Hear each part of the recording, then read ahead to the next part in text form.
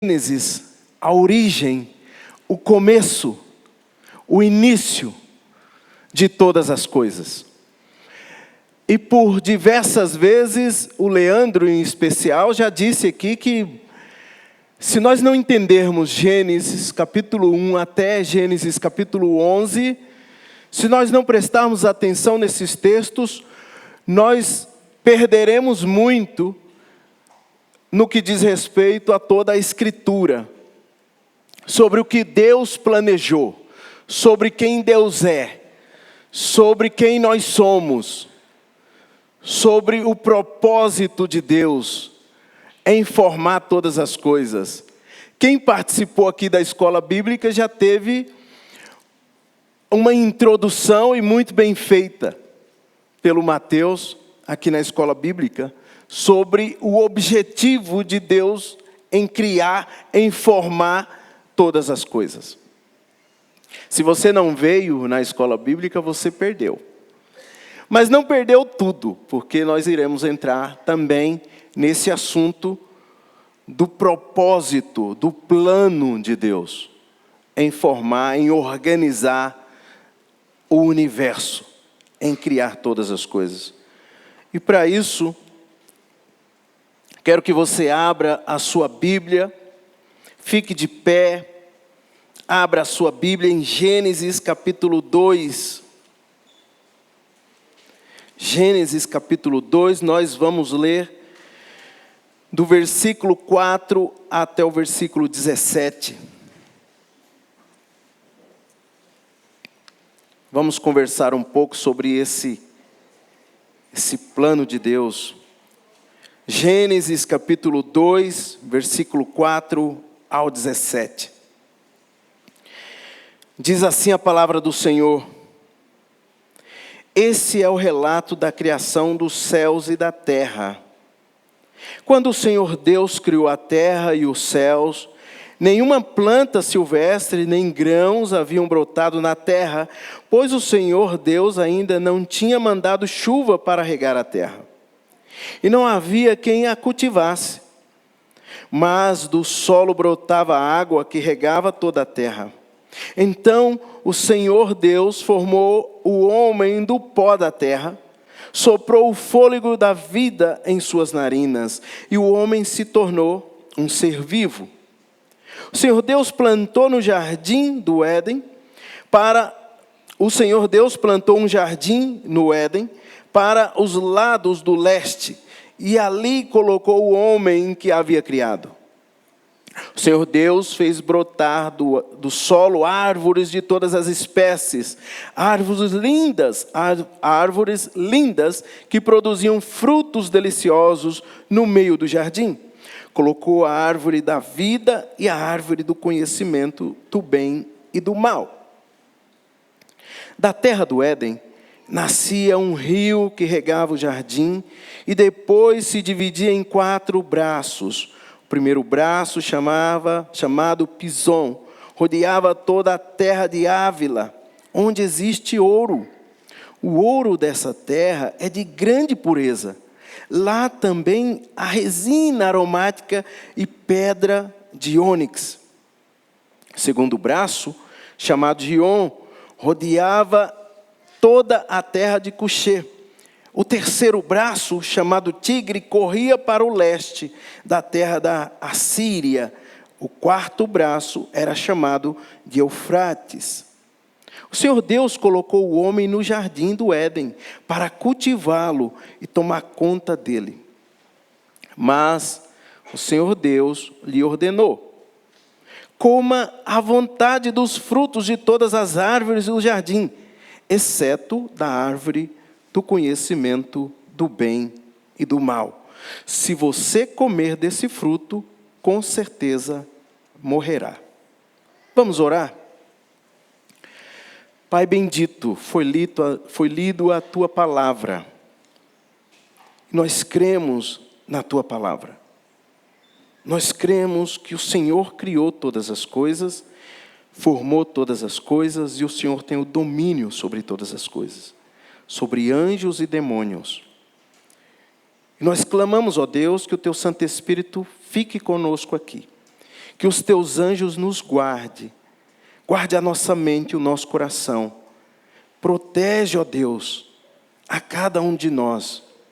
E faça com que a tua palavra penetre em nosso coração e que nós venhamos a praticar no poder do teu Espírito. É em nome de Jesus que nós oramos. Amém e amém. Pode sentar, queridos. O plano eterno de Deus para o ser humano. Esse é o título do sermão desta manhã. O plano eterno de Deus para o ser humano. É interessante que, na época, nos dias de eleições, em tempos de campanhas eleitorais, nós estamos em um domingo de eleições municipais, e durante toda a campanha, os candidatos se apresentam como a solução de todos os problemas para a sociedade, as soluções de todos os problemas da nossa vida pessoal, particular, familiar.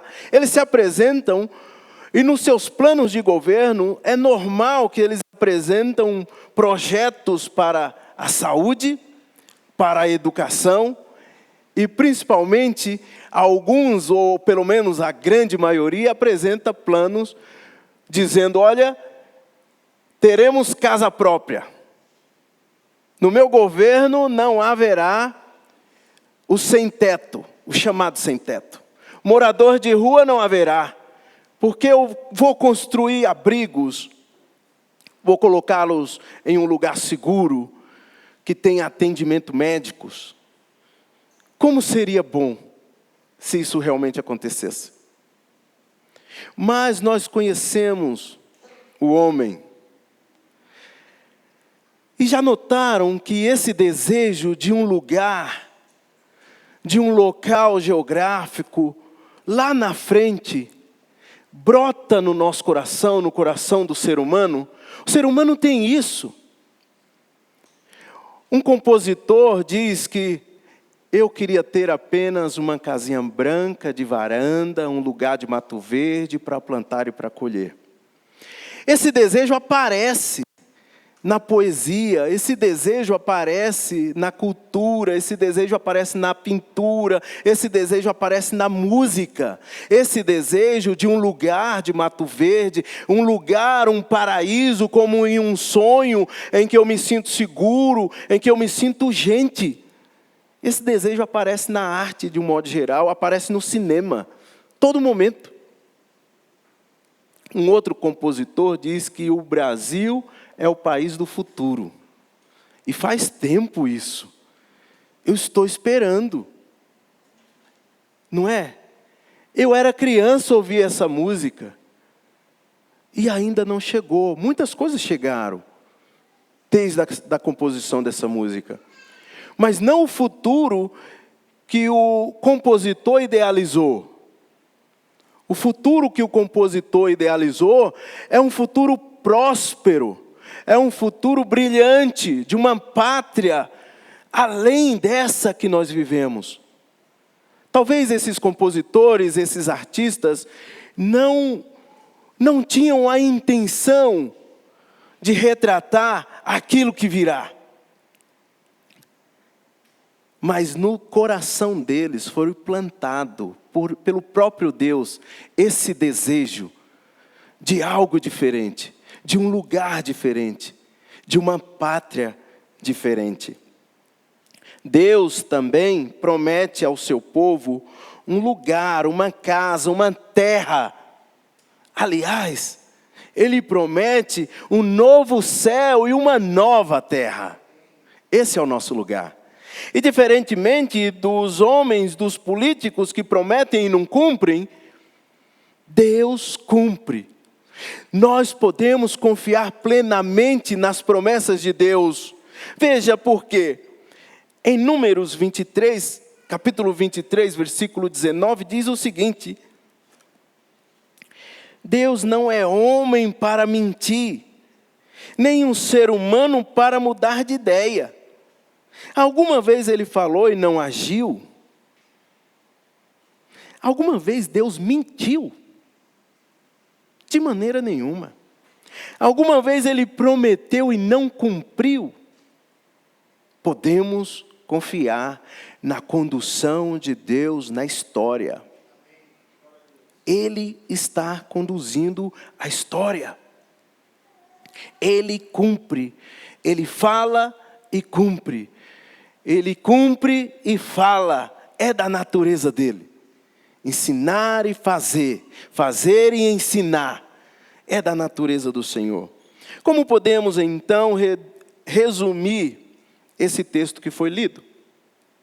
De uma maneira, com uma proposta para falar sobre esse plano eterno de Deus, de condução do ser humano para a vida do ser humano, podemos resumir da seguinte maneira: Deus tem um plano de moradia eterna para a humanidade e conduz toda a história a fim de cumprir cada promessa contida no seu magnífico propósito. Deus tem um plano. Ele já elaborou esse plano antes mesmo da fundação do mundo. Não foi de repente. Não foi após o pecado. Antes da fundação do mundo, Deus tem um projeto, um plano de moradia. E Ele conduz toda a história, do início ao fim. De Gênesis a Apocalipse. É Ele quem está conduzindo. Mesmo a gente vendo os altos e baixos, causados por nós mesmos, Deus está no controle de toda a história. E Ele vai sim cumprir cada promessa contida na sua palavra. Cada promessa contida nas Escrituras. Ele vai cumprir. Porque Ele não é homem para mentir. Muito bem. Sobre essa afirmação, gostaria de trazer 3 considerações aos irmãos nesta manhã. A primeira consideração é essa, de que o plano de Deus é construir uma morada, uma moradia eterna para o ser humano. Veja aí, o que existia antes da criação do universo? O que existia antes da criação dos céus e da terra? É difícil responder isso, não é? Nós não temos relatos que realmente possamos comprovar, coisas que podemos apalpar. A ciência, a história, a arqueologia pode dizer. Não pode, porque a ciência, a história, a arqueologia diz sobre o que há, o que existe, o que já foi feito, o que já aconteceu. Deus vai além disso. Ele é o antes de tudo. Ele é o antes. Antes que existisse qualquer outra coisa, Deus já existia. Na eternidade passada, na presente e na futura. Deus é.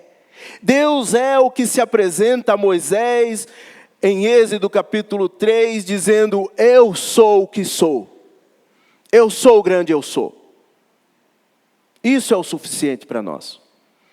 Claro que nós necessitamos de uma coisa para crer nessa verdade. Precisamos de conversão. E conversão é um milagre. Todos nós precisamos de milagres para crer naquilo que as Escrituras dizem. Isso vem pelo Espírito Santo de Deus. É Ele que nos convence dessa verdade.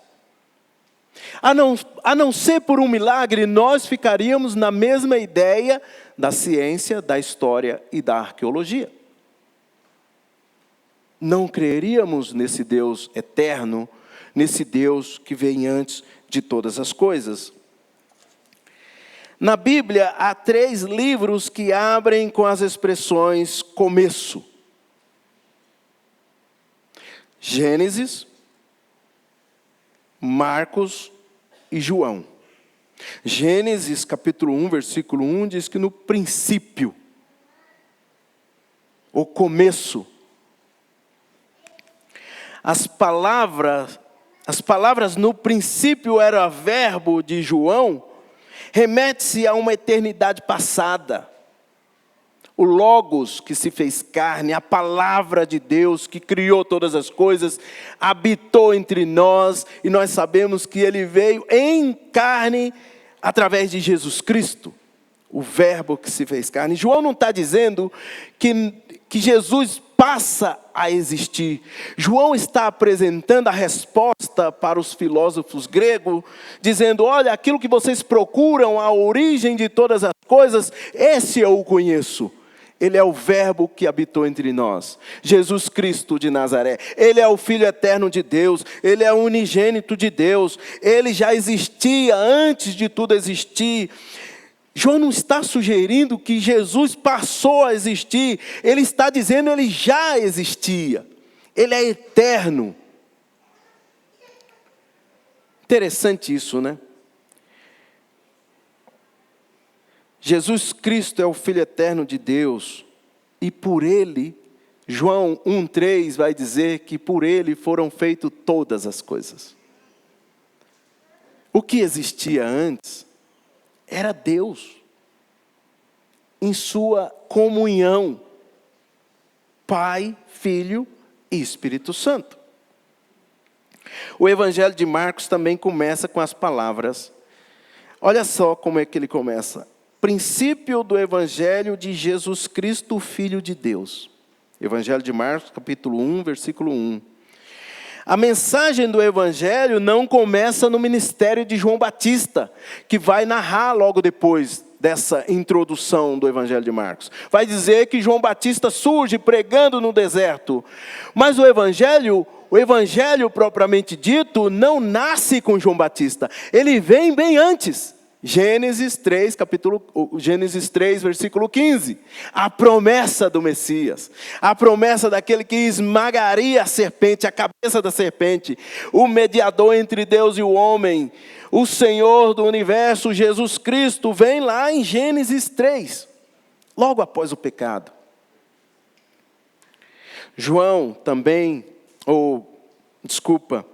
Marcos está dizendo sobre essa mensagem do Evangelho, e lá em Hebreus capítulo 11 vai dizer que houve pessoas que creram na promessa do Messias, e é comprovado por Gálatas e por Romanos capítulo 4, que esses que creram foram salvos, porque creram na promessa do Messias, de Gênesis 3,15. O Evangelho não surge com João. O Evangelho não surge conosco. Nós não inventamos o Evangelho. O Evangelho é eterno. O Evangelho está lá, na fundação do mundo. Antes da fundação do mundo. Esse é o plano de Deus. No princípio, a frase que encontramos em Gênesis capítulo 1. No princípio, criou Deus os céus e a terra. Refere-se a um passado indeterminado, o qual Deus fez com que o universo viesse a existir. Deus criou o universo, fez todas as coisas. Deus é o único ser que cria onde não há nada, onde não há vida. Ele dá vida. Onde não existia nada. Salmos 33:6 fala sobre isso. Romanos capítulo 4, versículo 17, Hebreus capítulo 1, versículo 3. Deus é o único ser autossuficiente. Ele não precisa de ninguém. Ele é o único que vivia a comunhão perfeita. Ele não necessitava de criar. Ele é a própria alegria plena. Ele é a felicidade plena. Ele é a comunhão perfeita entre Pai, Filho e Espírito Santo. Vejam, no entanto, que A.W. Tozer fala sobre essa relação que Deus tem com toda a criação. Veja aí, Deus tem uma relação, A.W. Tozer escreveu o seguinte: Deus tem uma relação voluntária com tudo o que criou, mas não tem uma relação necessária com coisa alguma além dele próprio. Deixa eu falar uma coisa, meus irmãos. Nós não somos o centro do universo. Você ainda não sabe, deixa eu lhe alertar. Você e eu, nós não somos o centro do universo. Deus não necessita da gente. Deus não precisa da gente.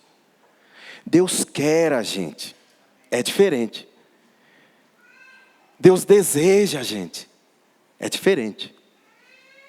Mas Deus é o único ser completo por si próprio. Deus não precisa de nada, nem do universo, nem de nós. No entanto, Ele criou os dois. Tanto o universo, quanto o ser humano. Gênesis 2, que nós lemos aqui um pouco, apresenta uma série de primeiras coisas que Deus criou. Ele criou o primeiro sábado, já foi dito aqui o descanso, o Léo pregou aqui sobre o primeiro descanso, Gênesis 2, do 1 ao 3. Ele criou a primeira aliança, Gênesis 2, 16, 17. Aliança com o homem. Ele faz uma aliança, um tratado com o homem. Ele criou o primeiro casamento. Vimos aqui a semana passada sobre o casamento. Se você não esteve aqui semana passada, eu recomendo que você assista o que o Léo pregou sobre casamento. E ele criou o primeiro lar. Veja, que diz aí no versículo 8. O Senhor Deus plantou um jardim no Éden para os lados do leste, e ali colocou o homem que havia criado. Essa é a primeira casa que Deus constrói. Esse é o primeiro ambiente que Deus coloca o homem. Quem é o homem, afinal? É uma outra pergunta que até hoje a gente faz. O que é o homem? Davi, no Salmo 8, responde um pouco essa pergunta, né? Ele fica indagando, perguntando, e ele mesmo chega à conclusão de que pela bondade de Deus, Deus fez o homem como coroa da criação. Deus é o único ser que tem senso, tem lógica. Deus é o único ser que tem, o homem, é o único ser que tem discernimento do certo e do errado. Deus coloca no homem até mesmo o desejo de arrependimento. Os outros animais não têm isso. O homem é criado como um coroa da criação. Deus plantou um jardim, colocou esse homem no jardim com um objetivo. O objetivo de Deus é que o homem seja o representante dele ali naquele jardim. Seja o cooperador.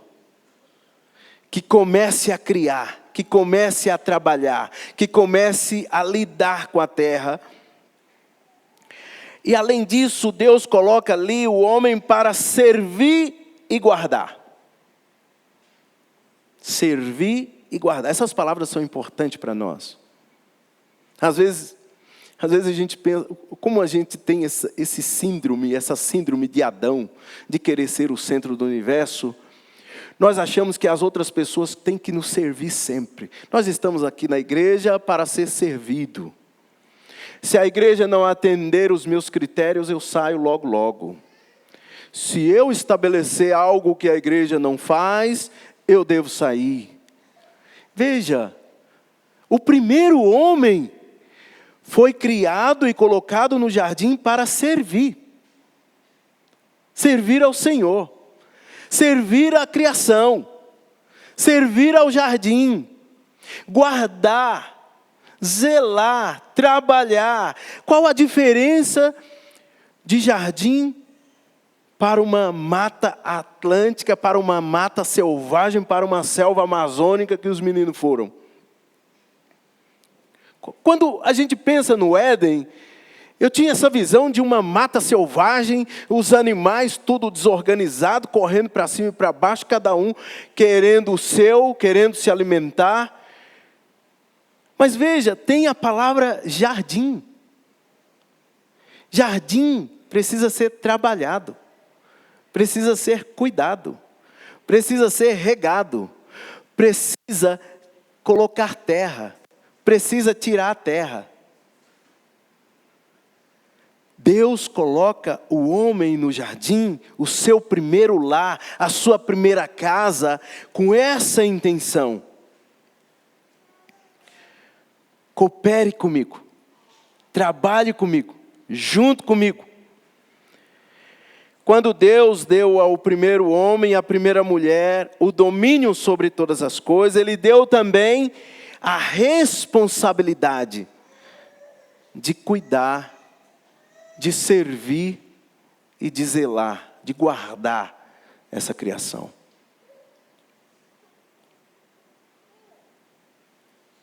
Deus criou, vimos agorinha na escola bíblica, Deus criou todas as coisas para a sua glória e o seu prazer. Não é sobre nós, não é sobre o homem, é sobre Ele. Bem, também Deus criou essas coisas para ser desfrutadas e usadas por nós. Ao mesmo tempo que trabalhamos, que representamos Deus, nós também podemos desfrutar. Veja, Deus fala para o homem, está aí o jardim, coma, desfrute, aproveite, descanse no sábado, descanse. Tem gente que acha que a praia é pecado. Tem gente que acha que as cachoeiras foram feitas para os macumbeiros. Não foi, meus irmãos. Foi feito para nós. Foi feito para nós. Nós devemos desfrutar. No entanto, nós devemos cuidar, servir, trabalhar. Devemos ter essa ideia de que destruir ou contribuir com a destruição da natureza, contribuir ou desperdiçar toda a abundância que a natureza a criação nos oferece, contribuir com a destruição disso aí é pecado. Não é porque o Greenpeace fala, é porque a Bíblia fala. Não é uma ideia humanista, é um plano de Deus. Cuide da natureza, cuide do jardim que Ele te colocou. Qual é o seu jardim? Qual é o seu jardim? Agora, veja bem, nós recebemos bênçãos do Senhor e ao mesmo tempo as responsabilidades que o Senhor nos dá. Como nós temos administrado as bênçãos que o Senhor tem nos dado? Como nós temos administrado aquilo que Ele tem entregue em nossas mãos? Isso refere a todo o ambiente da vida. Todos nós somos chamados para sermos cooperadores de Deus. Isso está bem claro desde o primeiro lar, desde a primeira casa, que é o jardim no Éden. Segunda consideração, Deus chama e condiciona o homem para construir uma casa. Esta casa, junto com ele. Deus chama.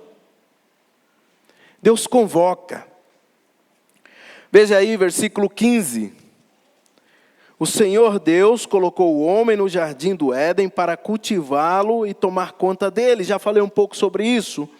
Mas a Bíblia deixa claro, para que não haja engano, para que não haja pensamento aqui que eu esteja tentando transmitir, do que o homem contribui com a criação ou com alguma coisa que Deus está fazendo, pela sua própria força, pela sua própria inteligência, pela sua própria vontade. Não, a Bíblia deixa claro que foi Deus quem criou todas as coisas, não foi o homem.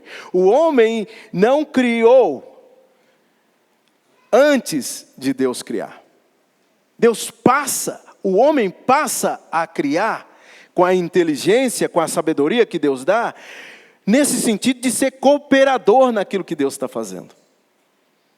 Então, nós cremos aquilo que a Bíblia fala sobre esse assunto da criação. E veja o que a Bíblia fala: a terra era sem forma e vazia. Então foi Deus quem organizou todo o universo, foi Deus quem organizou a terra, foi colocando cada um no seu papel, cada um no seu local, cada coisa em seu lugar. E o que mais a Bíblia fala sobre isso?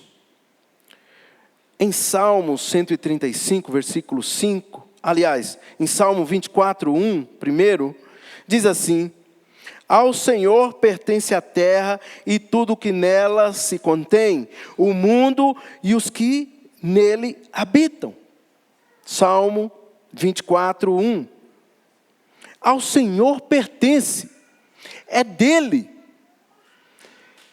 Satanás é terrível, né? Ele tenta seduzir e enganar a todo tempo. Ele oferece riquezas, mas pertence a Deus. Como que ele pode oferecer algo que não é dele? Mas nós sabemos porque Jesus vai descrevê-lo como o pai da mentira. Não há verdade nenhuma nele. Nenhuma. Em Salmo 135, versículo 5, diz o seguinte: tudo quanto aprouve ao Senhor, Ele fez, nos céus e na terra, no mar e em todos os abismos. A caverna que nós ainda não acessamos, a mais escura, a mais profunda da terra, foi Deus quem fez. As profundezas do mar, foi Deus quem fez. Em outro texto, lá em Jó 12, 10, diz assim: na sua mão está a alma de todo ser vivente e o espírito de todo ser humano. Ele é quem controla, Ele é quem tem o domínio, Ele é quem conduz. O homem é chamado, é convocado, é convidado pelo próprio Deus a fazer parte daquilo que Ele está fazendo no mundo. Deus construiu a primeira casa para o homem, foi Ele quem organizou as coisas, colocou a mobília. Veja bem, não havia brotado ainda as árvores, Deus começa a fazer, a surgir as árvores, começa a organizar as coisas, entrega todo esse jardim ao homem. Deus então ordena a esse homem, no versículo 16 e 17, coma à vontade dos frutos das árvores do jardim. Abundância de comida. O Pedro falou um pouco aqui sobre isso. O jardim do Éden, onde havia abundância, não havia necessidade nenhuma. Mas ele fala, Deus continua a falar com o homem, exceto da árvore do conhecimento do bem e do mal. Se você comer desse fruto, com certeza morrerá. Não havia necessidade. Tínhamos acesso a tudo. A comida, a água, tudo em abundância. E principalmente a presença de Deus. A vida na presença de Deus. Tínhamos isso. Mas infelizmente o homem resolveu trocar tudo isso pela vontade de ter o quê? O conhecimento. Essa foi a troca que nós fizemos. E essa é a troca que nós temos feito até hoje. Nós trocamos a simplicidade, a vida simples. Eu não digo que o conhecimento é ruim. Se você tem oportunidade de estudar, estude. Se você está num grande centro e tem academias, universidade, faça. Mas isso não pode substituir a presença de Deus na sua vida. Não pode substituir a vida com Deus. Infelizmente, o primeiro homem trocou toda essa simplicidade, toda essa comunhão com Deus, pela busca do conhecimento do bem e do mal. E deu no que deu. E deu no que deu. O homem desobedeceu uma ordem simples do Senhor e ele foi expulso. Ele foi expulso do jardim. Deus então coloca anjos para proteger aquela árvore da vida. Não é a árvore do conhecimento do bem e do mal. Deus coloca o anjo para proteger a árvore da vida. E mesmo após o pecado, Deus, pela sua graça, continua incluindo e condicionando o homem para representá-lo aqui na terra. É uma das coisas que mais me impressionam em Deus. Tudo isso, tudo me impressiona em Deus. Mas essa capacidade de buscar e salvar o perdido, de ir ao encontro de quem se afastou dele. Adão, o primeiro homem, Eva, a primeira mulher, quando pecam, tentam se esconder de Deus em uma moita. E Deus vem atrás e diz: onde é que vocês estão? O que vocês estão fazendo aí? Ei, volta para cá. Volta para a minha presença. E quando, no seu plano, Deus elege uma nação, elege um homem, aliás, Abraão, chama Abraão para fazer parte disso, e daí surge uma nação, Israel. Israel fica cativa lá no Egito, escravo por 400 anos. Deus liberta esse povo. Na caminhada de 40 anos, Deus fala para Moisés e para os israelitas. Êxodo 25, 8, 9. Deus fala para Moisés: ei, eu quero habitar no meio de vocês. Eu quero estar junto com vocês. Eu não quero ficar distante de vocês. Deus fala para Moisés: instrua aos israelitas a construírem para mim um santuário, para que eu viva no meio deles. Devem fazer esse tabernáculo a sua mobília, de acordo com o modelo que eu lhe mostrarei. Mais uma vez, Deus convoca o homem, chama o homem para fazer. Deus planeja o tabernáculo. Deus desenha cada detalhe, cada mobília, cada coisa no seu lugar. E tudo isso tem a ver com a origem do plano dele, lá no princípio. As relações que cada mobília, que cada significado que tem ali, tem a ver sim com Gênesis capítulo 2. O primeiro lar. Mas Deus chama Moisés e chama o povo israelita para participar dessa construção. O tabernáculo. O tabernáculo era uma tenda maior do que as outras que as pessoas moravam. Deveria ficar no centro do acampamento, voltado para o leste. Lá nós temos um rio surgindo no leste, que corta para o leste. O tabernáculo deve estar voltado para o leste. Veremos mais algumas coincidências ou não, né? No tabernáculo, então, foi colocada uma figura do sacerdote. E qual é a tarefa do sacerdote? Servir. Servir.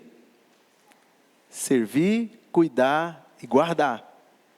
A mesma tarefa que foi dada a Adão, o primeiro homem. Servir, cuidar e guardar. Hoje somos chamados de povo escolhido, reino de sacerdotes, nação santa, propriedade exclusiva de Deus. 1 Pedro 2,9. Quem é a nação santa? Quem são esses que são chamados reino de sacerdote? A igreja. A igreja de Cristo Jesus. Essa é a nação santa. Não interessa se está aqui, se está no Iraque, no Japão, na Coreia. A igreja de Cristo Jesus é a nação santa. Nós somos chamados sacerdotes, porque agora o Espírito Santo habita em nós. Nós temos o mediador, que é Cristo, o Cordeiro Pascual. Ele já se entregou como sacrifício, e agora não há mais necessidade, como no tabernáculo, de sacrifício de animais. Agora não há mais necessidade, porque Cristo é o próprio sacrifício. Ele é o sacerdote, Ele é o sacrifício, e através da fé em Jesus, nós nos tornamos sacerdotes, pelo poder do Espírito Santo. Vejam, muita gente para e gosta de ficar nessa parte aí do versículo. Mas vejam qual o objetivo de sermos sacerdote. A continuidade do versículo diz: assim vocês podem mostrar às pessoas como é admirável aquele que o chamou das trevas para a sua maravilhosa luz. Há uma tarefa, meus irmãos, dada ao reino de sacerdote. Há uma tarefa dada à igreja. A tarefa é proclamar as boas novas lá fora. Dizer: ei, você já faz parte da morada eterna. Se você ainda não faz, venha. Deus tem um plano de moradia eterna para você. Não é uma moradia que o ferrugem come, que o ladrão rouba. É uma moradia eterna, onde não há ladrões, onde não há políticos corruptos para nos enganar. Não há. A mentira, o engano vai ficar fora, não entrará, não herdará. Os bêbados, feiticeiros, lazarentos, está tudo lá em Coríntios, não entrarão.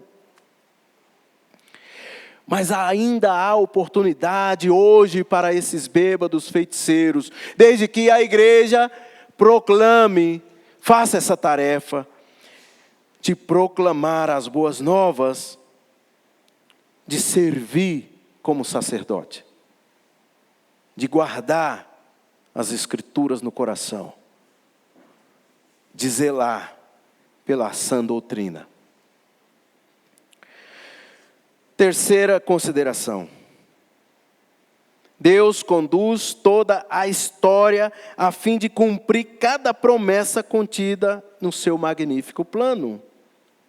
Ao lermos a Bíblia, podemos observar que ainda no livro de Gênesis, e nós chegaremos nas próximas semanas, os próximos capítulos, 3, 4, nós iremos adiante, mas logo aqui em Gênesis, ainda em Gênesis, nós podemos ver que o homem consegue chegar a se mostrar terrível. E ele chega ao seu nível mais baixo possível, ainda em Gênesis. Se o primeiro homem pecou, e aí nós colocamos toda a culpa nele, nós nos aperfeiçoamos nesse negócio chamado pecado. Infelizmente, nós somos nos aperfeiçoando. Nós somos aqueles que foram, infelizmente, desenvolvendo cada vez mais esse negócio chamado pecado. Então, ainda no começo, nós vemos essa tragédia que entra. Mas Deus não perde o controle.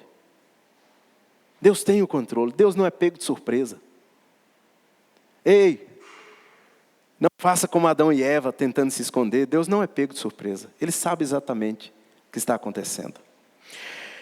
Deus, pela sua graça, Deus não é só Deus do começo, Deus é o Deus do recomeço. Se você precisa que sua vida recomece, Deus é o Deus do recomeço. Deus gosta de recomeçar todas as coisas, de fazer nova todas as coisas. Vejam, quando Caim matou Abel, Deus deu Sete, um filho, para continuar a linhagem daqueles que temem a Deus. Sete. continua temendo a Deus. A terra se tornou violenta, perversa, ainda em Gênesis, de modo que Deus exterminou a humanidade, mas Ele escolheu Noé e toda a sua família para dar continuidade. Deus chamou Abraão e Sara dentre os pagãos de Ur dos caldeus e lhe deu um filho chamado Isaque. A partir de Isaque, o plano do Senhor para a salvação continua. O futuro do plano de Deus continua. Isaque e Rebeca tiveram 2 filhos, Esaú e Jacó. Mas Deus rejeitou Esaú e escolheu Jacó para constituir as 12 tribos. Deus gosta de recomeço. Deus trabalha pelo recomeço. Do começo ao fim de Gênesis, a história é a história da vontade soberana e da graça de Deus. Ele vai demonstrando o seu poder, Ele vai demonstrando a sua graça. Se você acha que está longe de Deus, Deus é gracioso para dizer: eu posso recomeçar a sua vida. Eu posso fazer você não voltar naquele ponto de partida, mas começar um novo ponto de partida. Deus não é somente aquele que faz, mas aquele que está fazendo nova todas as coisas. Apocalipse capítulo 21, versículo 1 ao 6, diz o seguinte: então vi um novo céu e uma nova terra, pois o primeiro céu e a primeira terra já não existiam, e o mar também não existia mais. E vi a cidade santa, a nova Jerusalém, que descia do céu da parte de Deus, como uma noiva belamente vestida para o seu marido. Ouvi uma forte voz que vinha do trono e dizia: vejam, o tabernáculo de Deus está no meio do seu povo. Deus habitará com eles, e eles serão seu povo, e o próprio Deus estará com eles, e Ele lhes enxugará dos olhos toda lágrima, e não haverá mais morte, nem tristeza, nem choro, nem dor. Todas essas coisas passarão para sempre. Esse é o lugar que Deus quer te levar.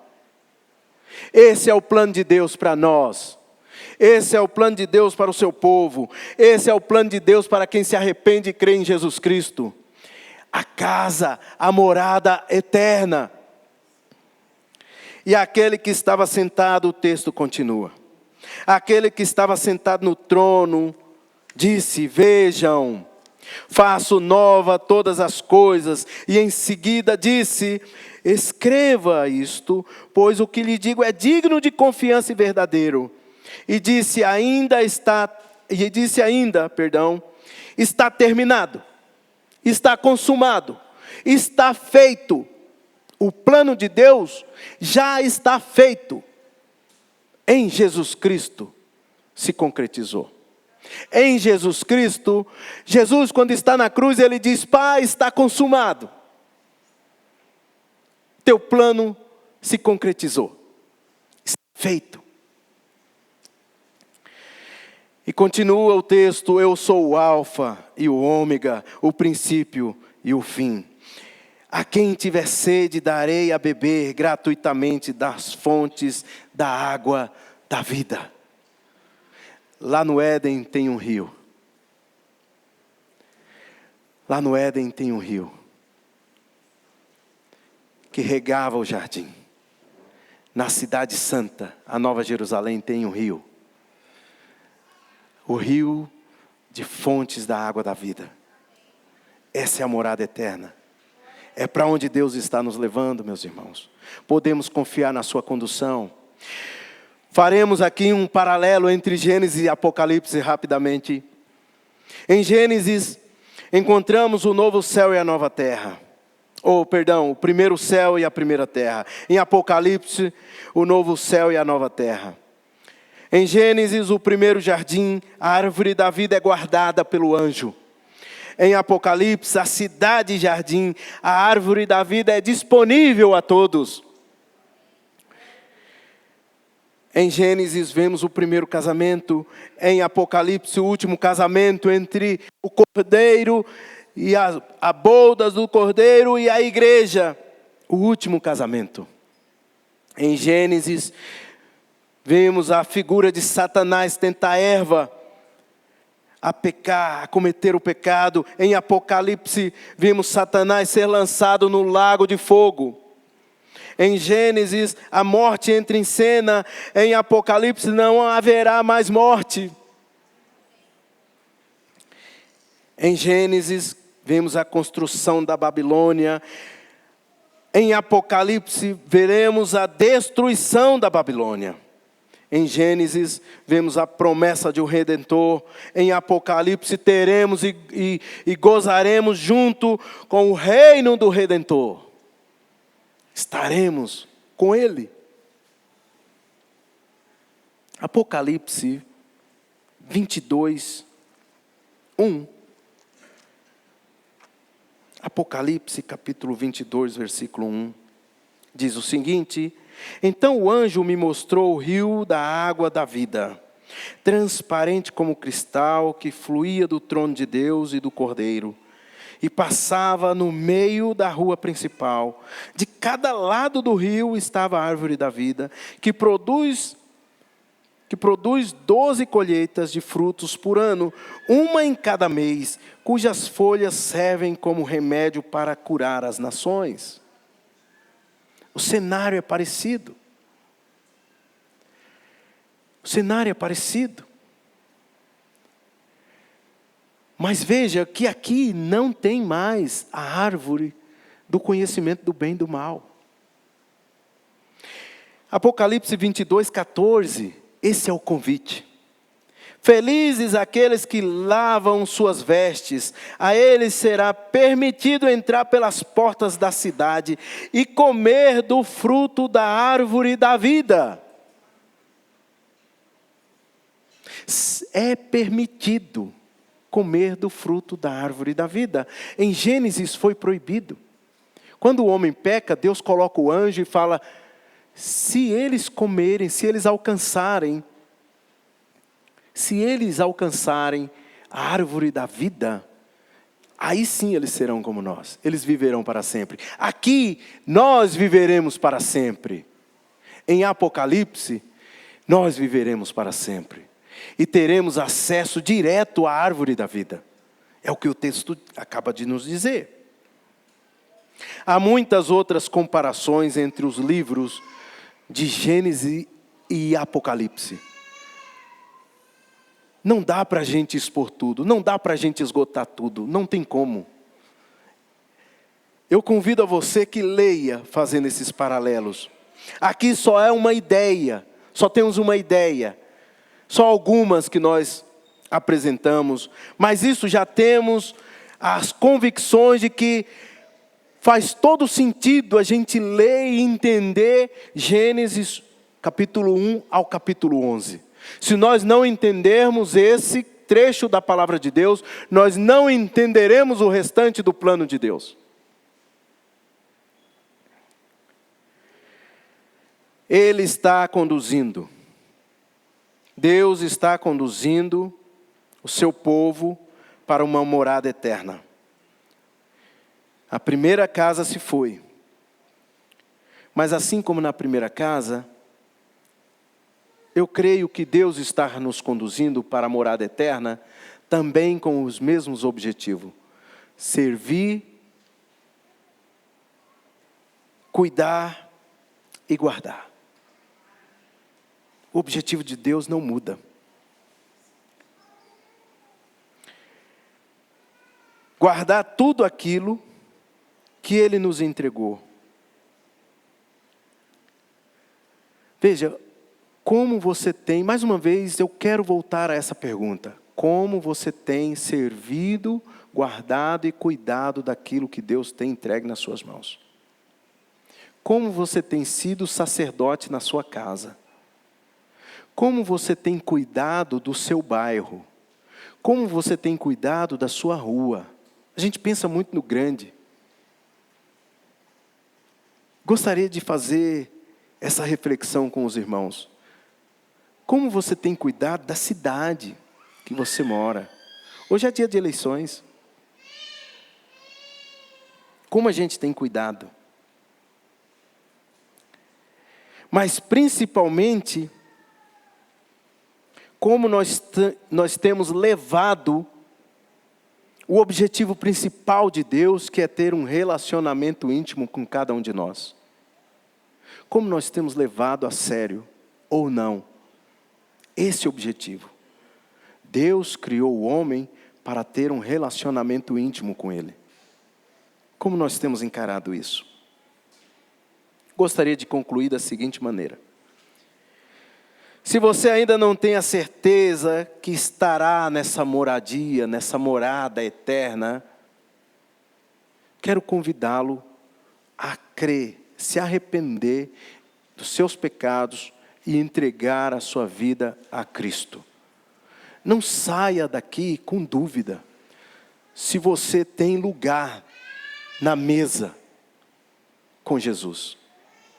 Entregue sua vida a Cristo Jesus ainda hoje. E se você, assim como eu, já entregou sua vida a Cristo, gostaria de chamar a atenção para o objetivo da nossa salvação. O objetivo da nossa salvação é servir. Servir ao Senhor.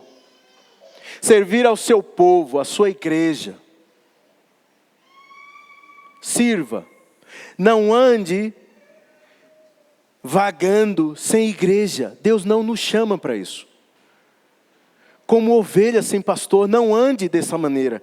Ande em bando, em rebanho. Ande em povo, em nação.